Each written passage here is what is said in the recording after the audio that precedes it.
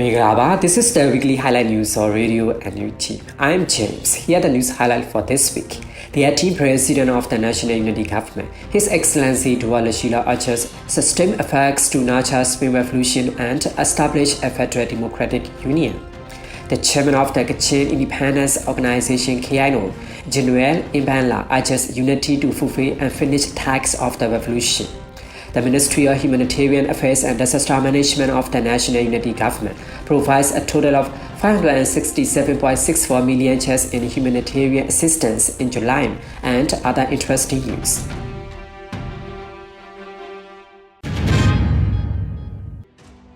These are the weekly news details. The acting president of the National Unity Government, His Excellency Dr. Sheila, has called on the people to continue support for the Spring Revolution in his address on 8th of August, the 37th anniversary of the 1988 pro-democracy uprising, emphasizing the goal of the establishing a new federal democratic union. The acting president stated that in the struggle to eradicate military dictatorship, revolutionary forces must learn from the past mistakes and adapt to current circumstances to advance the revolution. The Spring Revolution has received and fortified the groundwork laid by the 1988 pro-democracy uprising, and we must collaborate to sustain this momentum until a new federal democratic union is established. The Spring Revolution currently maintains strong public support. The chairman of the Kachin Independence Organization KINO, General Imbanla, called for the continued unity among the people and revolutionary forces to complete the revolution's goal of dismantling the military dictatorship, speaking at the Kachin Mother's Day commemoration on 10th of August. Inspired by fallen soldiers, the KINO chairman urged KIA troops to remain steadfast and strive for victory. General Imbanla also condemned the Junta's airstrike and artillery attacks on civilian areas, including schools, churches, monasteries, and displacement camps, and urged civilians to remain vigilant. He also called on the revolutionaries and youth to protect the nation and its people. He urged support for the families of fallen resistance fighters, including those from other revolutionary groups, and for those injured or disabled in the conflict. The Kachin Independence Organization, Army KINO-KIA, remain a leading ethnic revolutionary organization against the junta, supporting and coordinating with other armed groups that arose during the Spring Revolution, including those aligned with the Ministry of Defense of the National Unity Government and UG.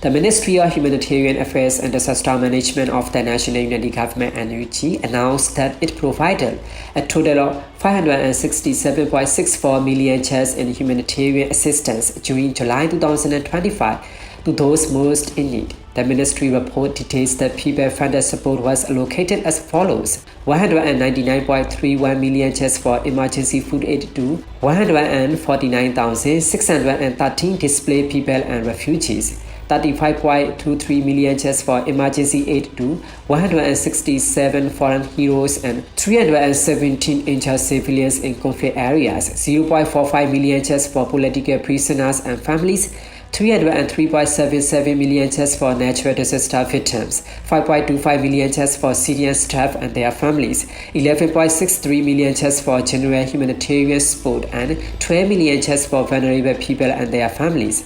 In its July report, the ministry highlighted the people's unwavering commitment to the revolution for over 4 years. Despite significant challenges, it lauded the resilience, determination, and sacrifices of citizens nationwide in their ongoing pursuit of success. The Independent Investigative Mechanism for Myanmar (IMM) reports systematic torture in Myanmar's detention center between July 1, 2024 to June 30, 2025. Evidence, including witness testimonies, reveals abuses such as beatings, electric shocks, strangulation, gang rape, and other forms of sexual violence, including banning of the genital areas. IMM head Nicholas Kuchen stated the findings constitute clear evidence of systematic torture. Kuchian stated that progress has been made in identifying perpetrators, including commanders of the detention sites, and that evidence is ready to be shared with judicial authorities willing and able to prosecute their crimes. Justice for Myanmar (JFM) has urged the Indian government to immediately end all arms sales and military cooperation with Myanmar junta to impose sanctions on the Lighthead Group network and related individuals. Justice for Myanmar (JFM) reports the since 2021 coup, Indian Air Force, state-owned enterprises and private companies have provided the junta with weapons, dual-use goods, technology, and fuel.